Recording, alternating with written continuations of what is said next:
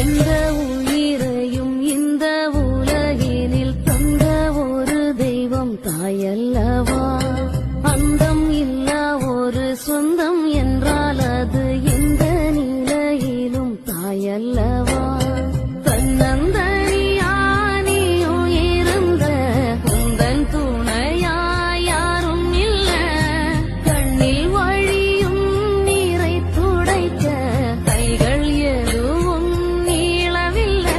என்ன சொந்தம் என்ன பந்தம் ஒரு தாயை போல் வேறாரோ.